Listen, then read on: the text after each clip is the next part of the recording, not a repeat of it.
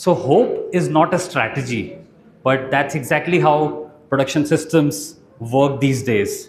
They think hopefully the issue gets resolved. They think hopefully somebody is able to find the perfect solution. But the problem is hope is not scalable.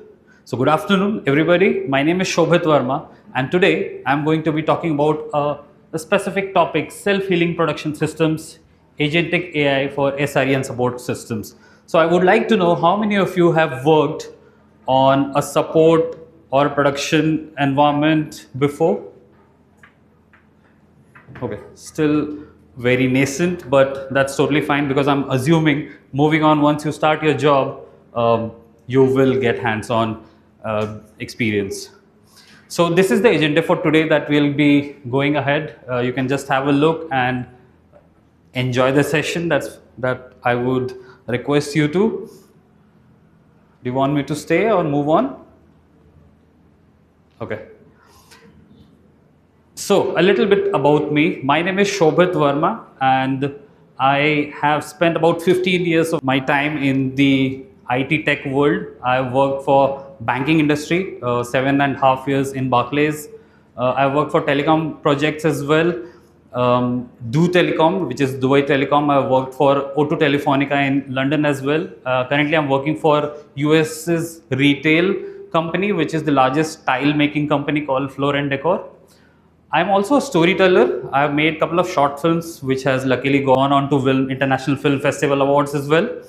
And I'm also making content since last 3 years as the Jugaad guy. So that is the handle name. I make infotainment content on Instagram and YouTube. Since last few months, I have started making tech content as the Jugaad SRE. So this is all about me. You can go and find me on any social media after this session. So most companies today, they fail because not lack of data. They fail because of lack of decision making. And that is what I want to bring in today with a specific problem, why production breaks. With production, for those of you who don't know what I mean, is any environment wherein all your live code is present and everything that is happening, that happens on the production. So why production breaks? There are some of the examples that I've mentioned on this screen. Whatever you can think may fall under all these 5 examples. So the first basic reason is hidden dependencies. Somebody is making some changes which they may or may not be aware if that particular file may be depending or affecting other files, and you make changes on this one and something breaks at the other end. Some of the people doing blind changes, again, there is lack of information among people, lack of knowledge, and that breaks the system. Observability gaps, there are huge outstanding number of logs getting created every day from the systems, and one miss and one gap and there could be different kind of issues happening on the environment. And human factors, obviously you're making version compatibility issues, making version changes, delayed response, lack of communication. So these kind of issues do impact the production environment.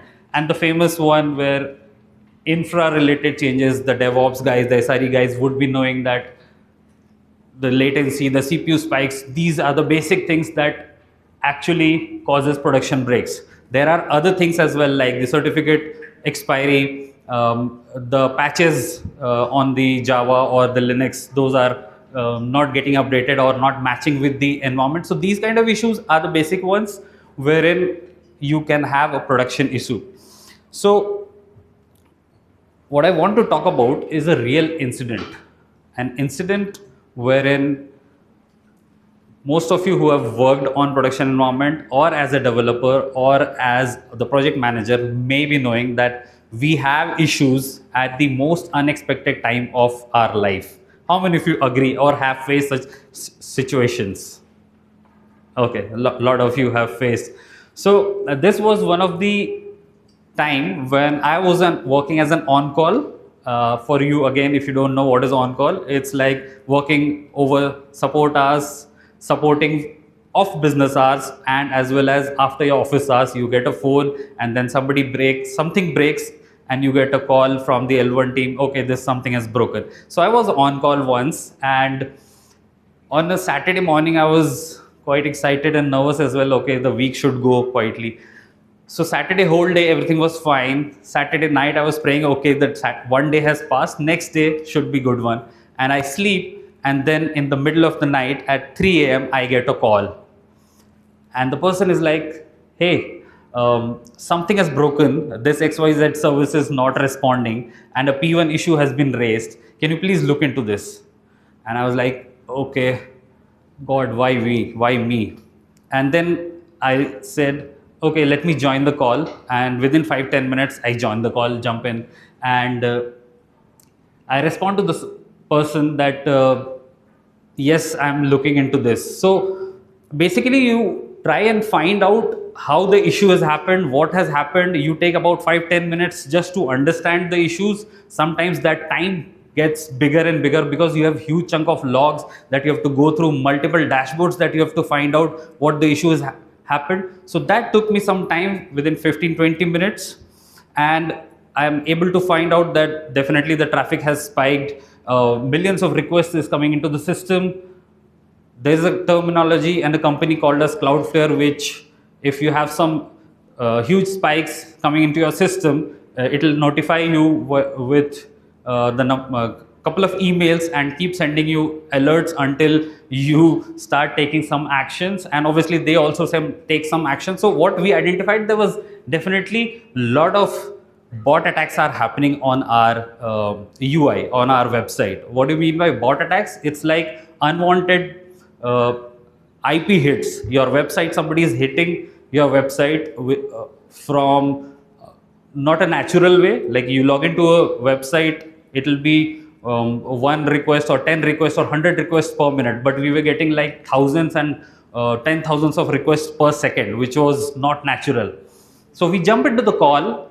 Multiple teams were already present on that call, and everybody is giving their own version. Okay, this might be failing, please check into that system, this is happening, that is happening, and everything was chaotic.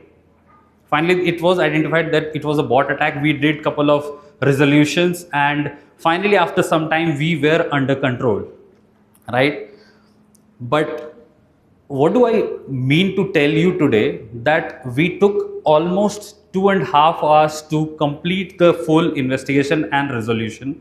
First the investigation, and then the actions that we took, rate limiting and WAF rules, firewall rules, all those were implemented. And then more RCAs were done, and we found, okay, we had already done some of things, but still somebody was smarter enough to spike the systems.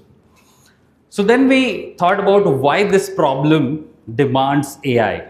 As you see on the screen, there's a Gartner report which says average cost of downtime is about $5,600 per minute. Mind you, this is not an enterprise version amount that I am talking about. This is a just in general number that I am talking about, that $5,600 per minute. For an enterprise, this could go up to $10,000 of losses per minute.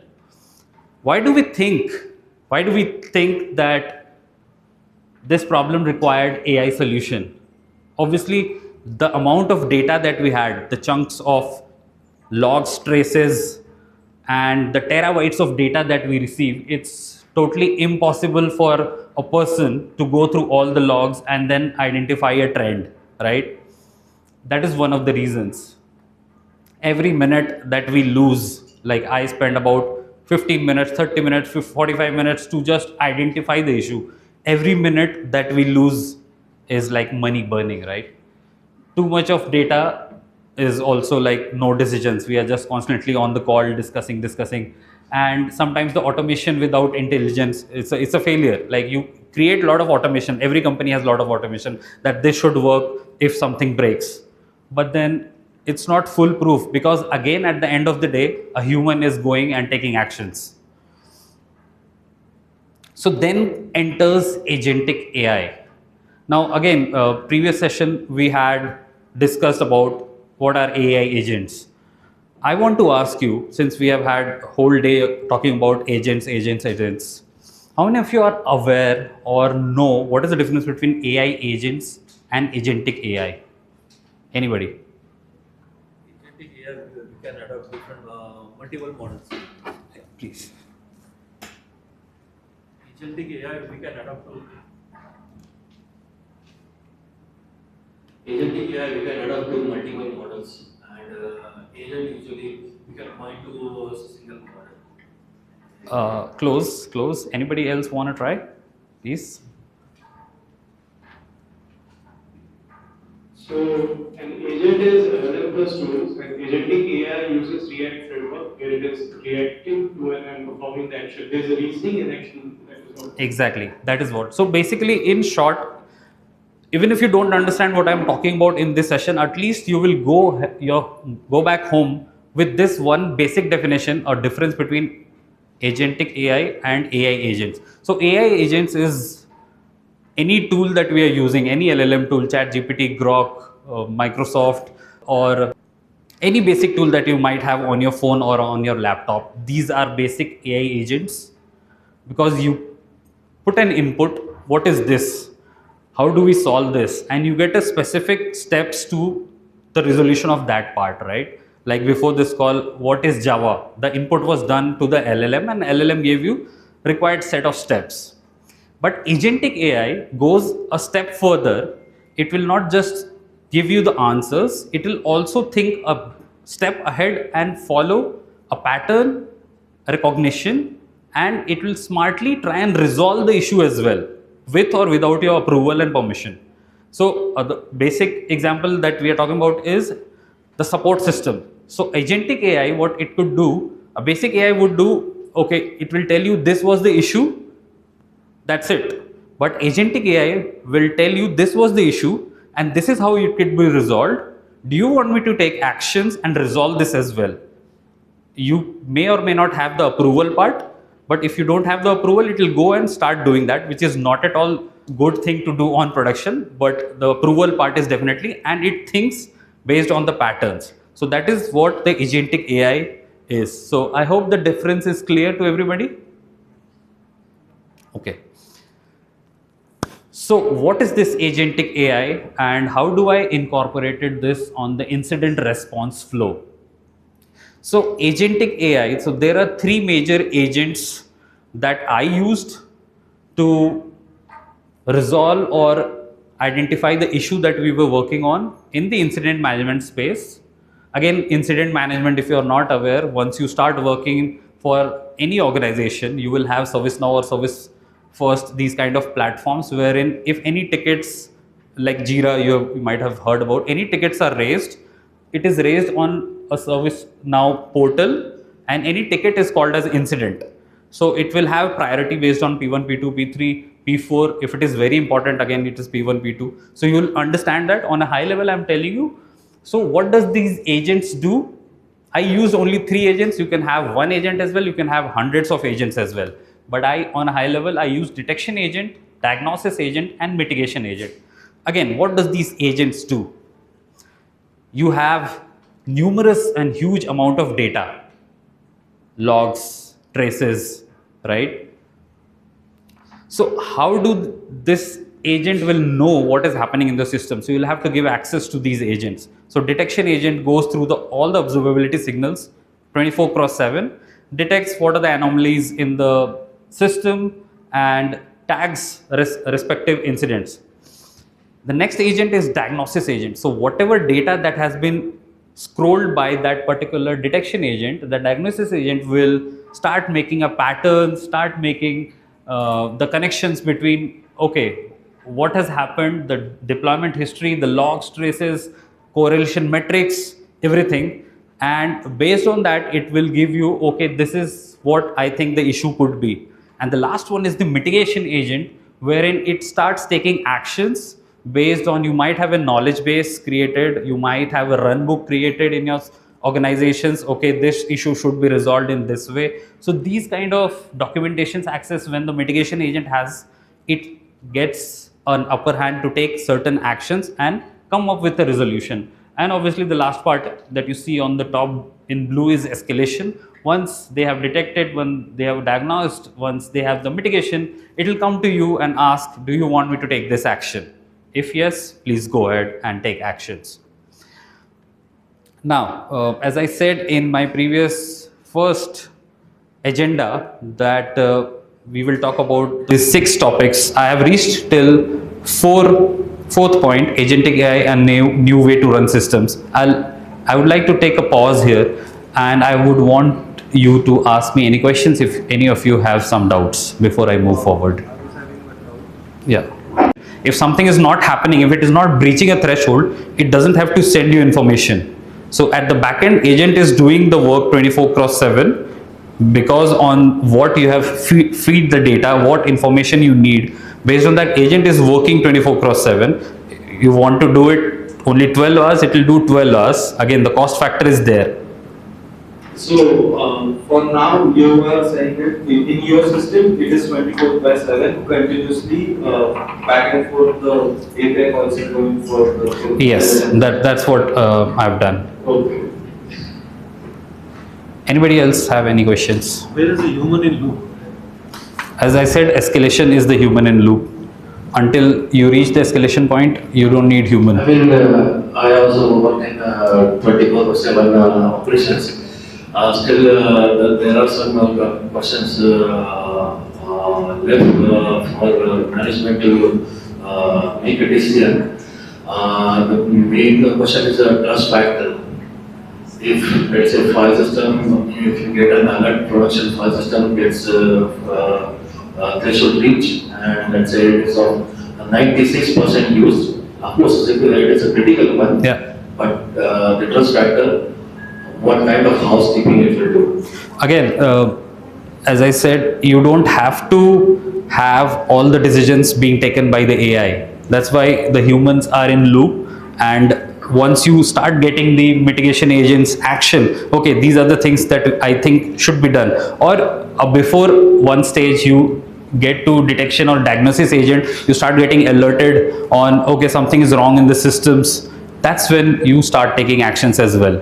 It's like a both ways. You can trust your production environment, but not 100%, because as you said, there are a lot of cases already where agents go very smart and start deleting the things in the production environment. So that is not 100% suitable use case as of now. But for that also, I have what I'm going to talk about next, that I try to create a separate systems, which is autonomous tool that I was making using, again, AI agents to create an agentic AI for my particular use case. So I'll talk about that in this session. So this is what I tried to create. It is called as Vajra AI. Now you might have heard about this terminology called Vajra. Anyone aware about what is Vajra from the Hindu mythology?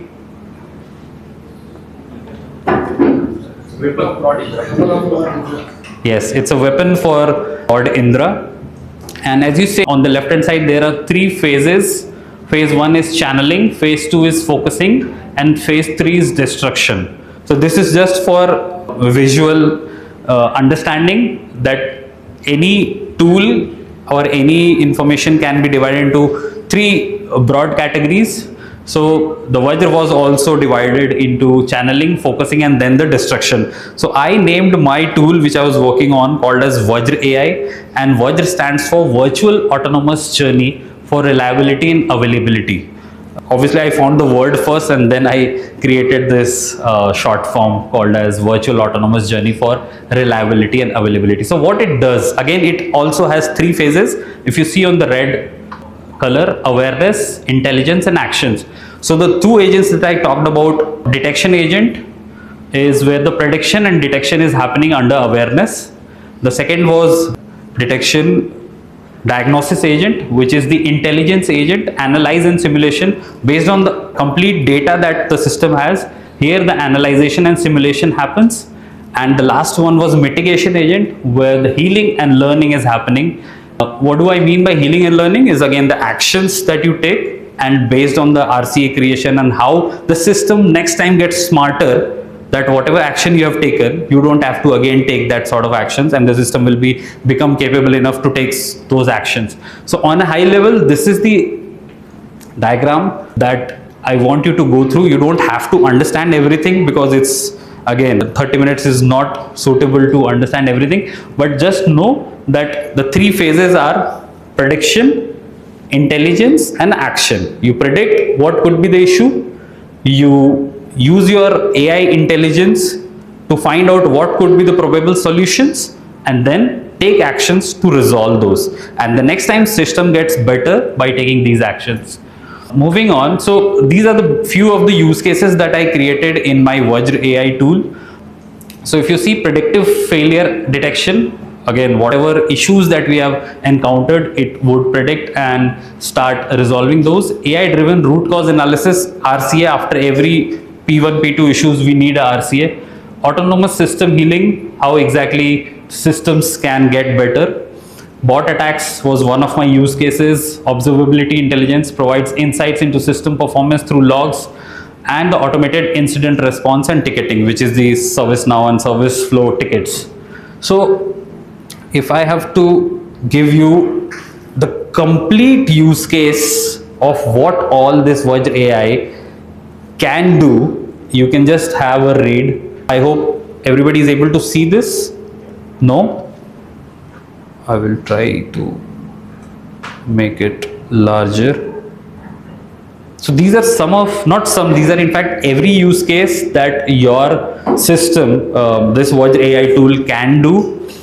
On an incident front, these are the things it can do: observability, security, bot, digital twin, business impact, conversational AI, integration layer. My favorite one is this digital twin, which was again based on your question.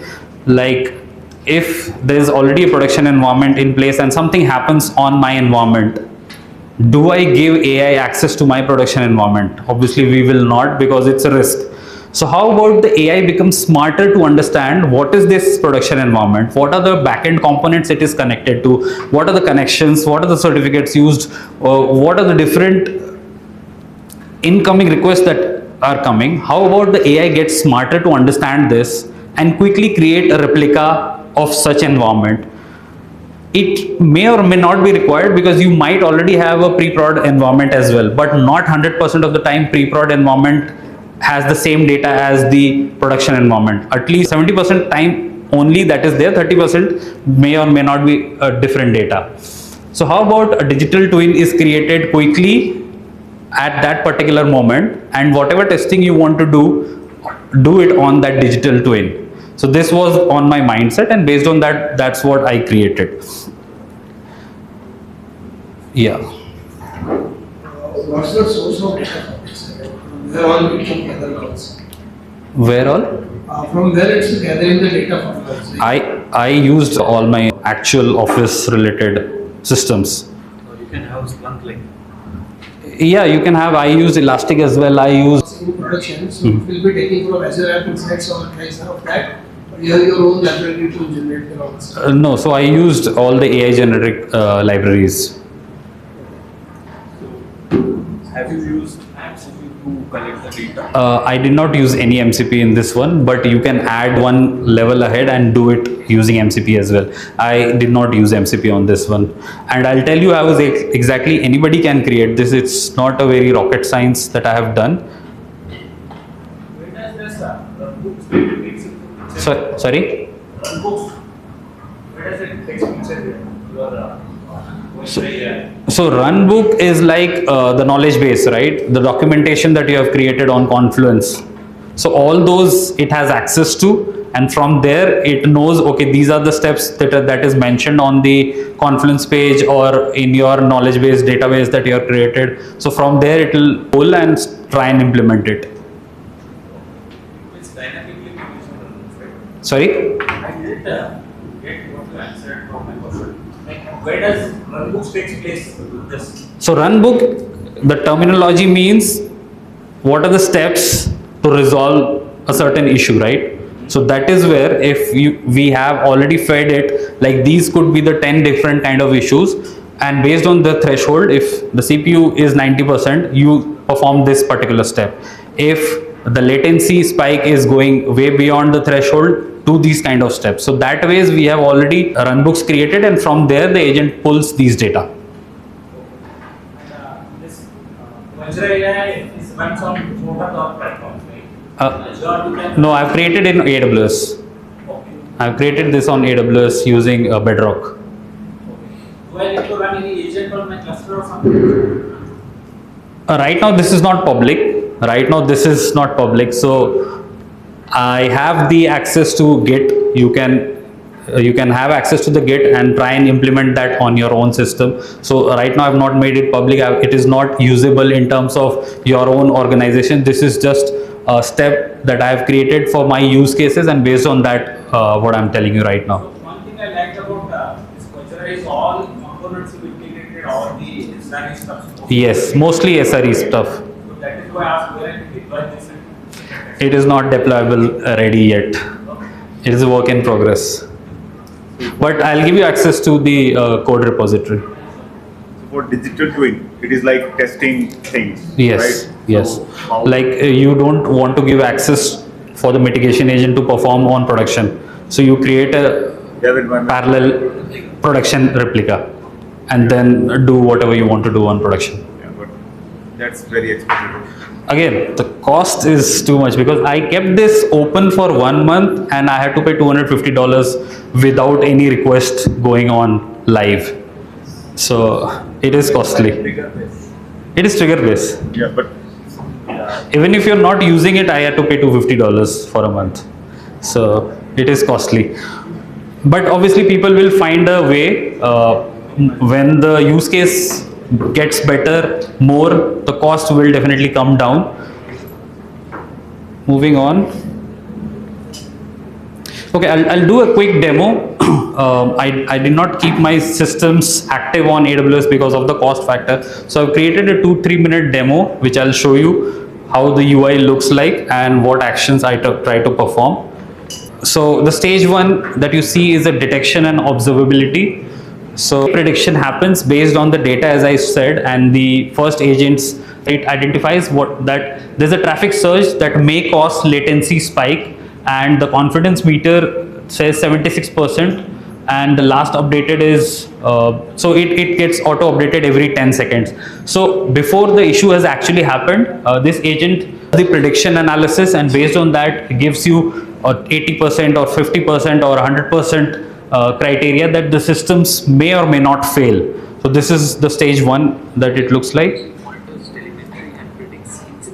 So again, based on the telemetry data and the logs that you have, terabytes of logs data. The next one is AI agents. So if I click on this AI agents analysis, you can see the severity that it has tried to find out, and mind you, these are all happening before the issue has actually occurred. So it says there is a high probability chances of the payment service based on the AI prediction, it is experiencing high error rates, and this issue could be coming, and this is the root cause, and these are the recommended actions. And again, the incident score is again 96%. And on the left hand side you see the elevated more incident options that are coming, that these are further incidents that may occur in your systems if you don't start taking actions. Okay, so as I said, the digital twin works in this fashion. On the top you see decision and remediation as well. So based on the first and second agents, the third agent does the mitigation task. So they also have a decision engine. Based on if you put the systems to decide on their own, you go ahead and decide. We have done this on non-production environment.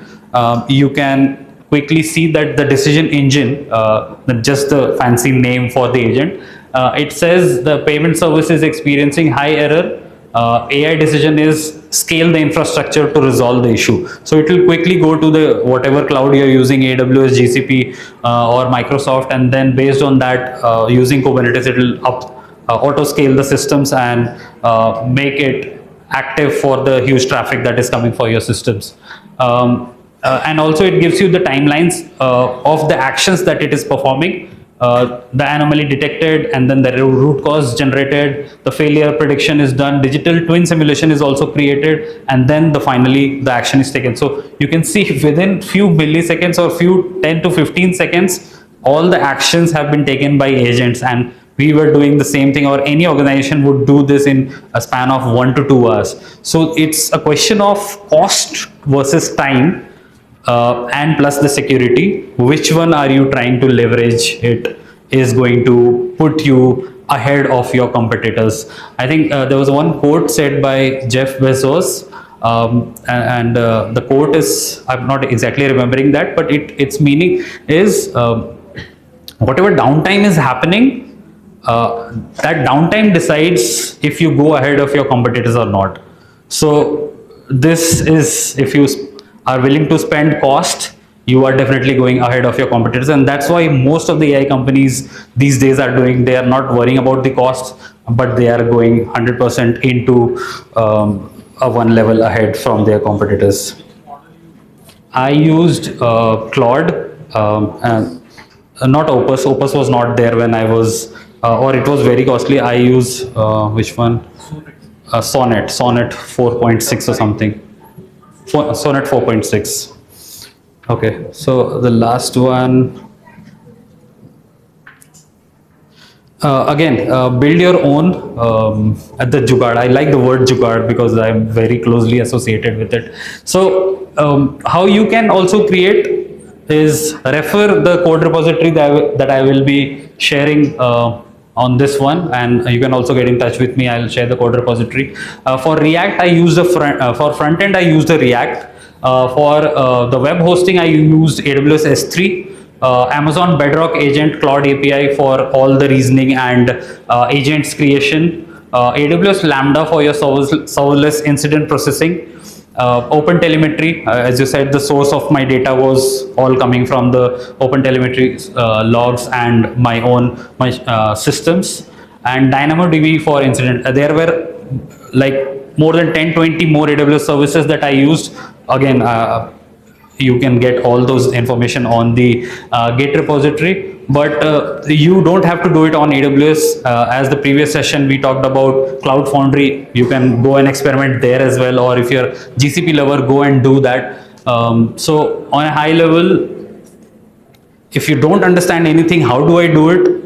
Shobhit Verma has not explained you how to do it, but only talked about how it will benefit you. Go to any LLM, ChatGPT, and tell him, okay, this is my production system, or this is my problem. I want to create an agentic AI, and then follow the steps that I have done in my code repository. You will be able to reach at a point where you will understand what you are doing. Right now, if you just go give you everything hands-on, it will be too much for you, and it doesn't even makes a lot of sense to a lot of people.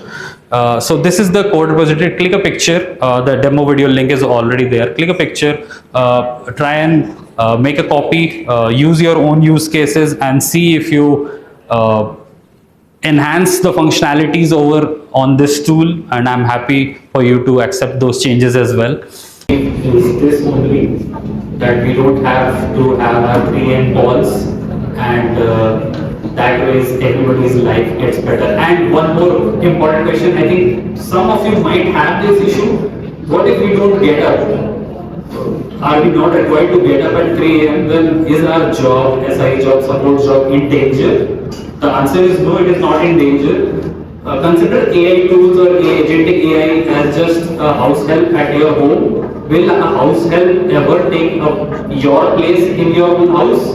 The answer is no, until you give them access to your own house. You give them the keys. This is my locker keys. Please go and take whatever you want to. So agentic AI or any AI works in that way. It will not take away your job until you let them. So why don't you study? Why don't you understand what they do? And then we'll have more job roles, which will be AI support engineer. That's what we want, right? So basically this is what my session is all about, and thank you very much for your time.